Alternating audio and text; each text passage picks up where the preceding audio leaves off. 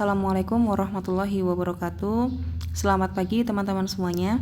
Pada kesempatan kali ini saya akan mencoba berbagi mengenai dasar-dasar keamanan pangan yang dia merupakan konsep awal pelaksanaan atau konsep awal lahirnya berbagai aturan-aturan dalam sanitasi dan hygiene pada industri pangan.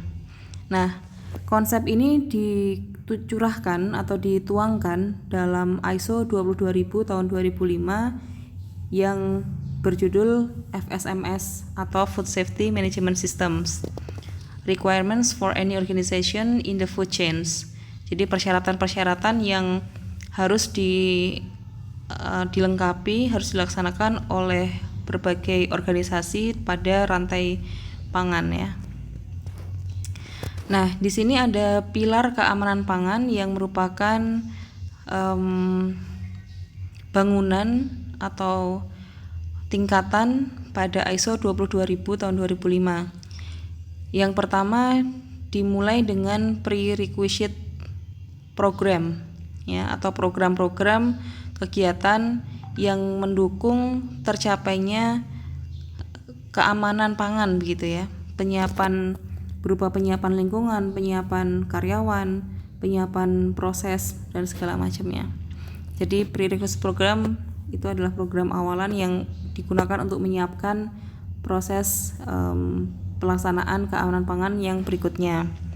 Di atasnya ada HACCP yang sudah kita bahas ya, Hazard Analysis Critical Control Point, yaitu analisis bahaya yang digunakan pada poin-poin kritis, titik-titik kritis. Kemudian di atasnya ada sistem manajemen, yaitu bagaimana semua titik kritis dan poin-poin yang merupakan tingkat bahaya pada proses produksi pangan itu di-manage atau diatur.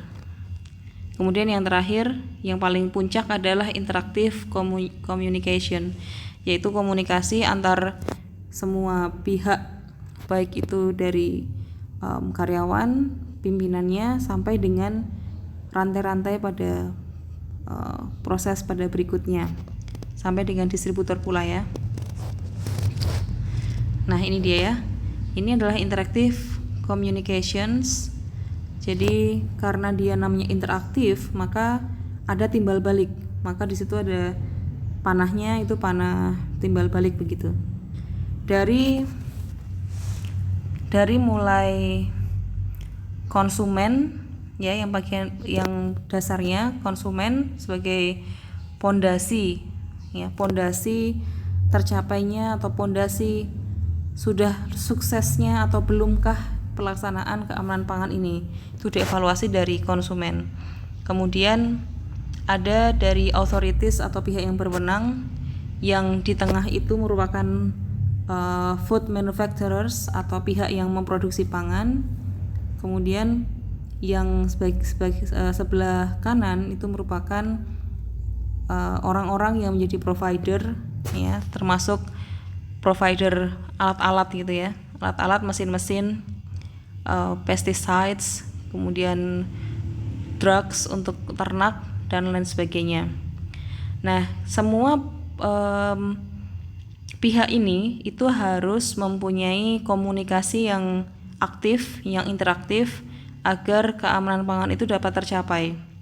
Khususnya untuk pihak yang mengolah ya, pihak yang mengolah seperti yang mulai dari yang paling atas, yaitu crop producers atau petani, begitulah kita sebut ya.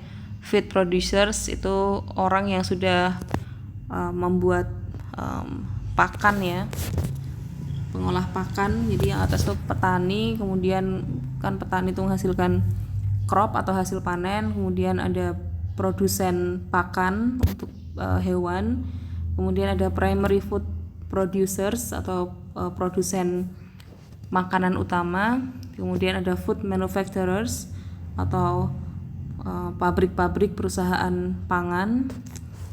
Kemudian yang food manufacturers itu ada yang primary, ada yang secondary. kemudian setelahnya ada wholesalers, itu sebagai rantai distribusi, kemudian ke bawahnya retailer, dan termasuk di dalamnya adalah caterers ya, atau catering, penyedia layanan makanan gitu, dan operator dari jasa pengolah pangan tersebut. Nah, kesemua hal ini harus bekerja secara simultan, harus bekerja secara interaktif agar keamanan pangan itu dapat terjaga sampai dengan konsumen.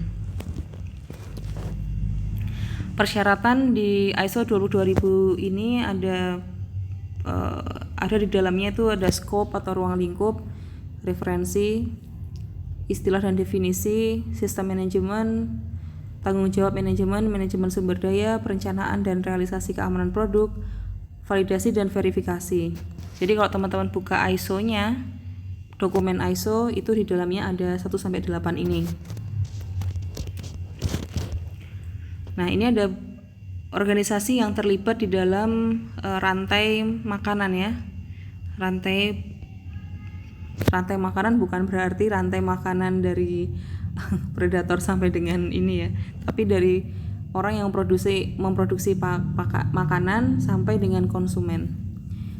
Yang terlibat langsung seperti produsen pakan, petani, produsen bumbu-bumbu atau ingredients, kemudian transportasi dan penyimpanan. Organisasi yang tidak langsung seperti pemasok peralatan, bahan pembersih atau sanitizers, bahan pengemas, kemudian ada lagi mungkin yang teman-teman ingat. Nah, ini ada ISO 22000 ini, dia mengalami pembaharuan dan beberapa versi yang merupakan family atau keluarga dalam ISO 22000 ini. Yang pertama ISO 22000 tahun 2005 itu FSMS yang berkaitan dengan persyaratan untuk berbagai organisasi pada rantai produksi makanan ya. Kemudian ada ISO 22003 yaitu mengenai persyaratan untuk bodies, itu organisasi ya atau badan yang menyediakan audit dan sertifikasi untuk sistem manajemen keamanan pangan FSMS. Kemudian ada ISO 22004 itu guidance untuk aplikasi 22000, aplikasi ISO 22000. Jadi guidance itu panduan ya. Kemudian ISO 22005 itu traceability in the feed and food chain. Jadi traceability itu kemampuan untuk menelusur ya, trace pada rantai makanan dan pakan. General principles and guidance for system design and development. Jadi prinsip panduan untuk general principles ya. Jadi prinsip-prinsip umum dan panduan untuk desain sistem dan pengembangannya. Jadi ISO 22000 itu punya pendukung dokumen-dokumen ISO di bawahnya, yaitu yang saya sebutkan tadi. Ini ada beberapa istilah yang teman-teman harus pahami sebagai orang yang bekerja nantinya di ranah teknologi pangan. Kita harus bisa memahami apa maksud dari masing-masing istilah ini. Yang pertama, control measure atau langkah pengendalian, yaitu tindakan atau kegiatan yang dapat digunakan untuk mencegah atau menghilangkan bahaya keamanan pangan atau mengurangi sampai dengan batas yang dapat diterima. Kemudian yang kedua, PRP atau Prerequisite Program, kondisi atau kegiatan dasar yang dibutuhkan untuk memelihara lingkungan yang higienis di sepanjang rantai pangan yang sesuai untuk produksi, penanganan dan penyediaan produk akhir ya. Operational PRP itu PRP yang teridentifikasi pada analisis bahaya sebagai hal penting agar pengendalian kemungkinan adanya bahaya keamanan pangan terhadap dan atau kontaminasi atau perkembangan dari bahaya keamanan pangan di dalam lingkungan lingkungan proses. Lalu CCP Critical control point yang sering kita bahas itu adalah tahapan di mana pengendalian itu dapat diterapkan dan penting untuk mencegah atau menghilangkan bahaya, ya, atau sampai dengan mengurangi sampai level yang dapat diterima.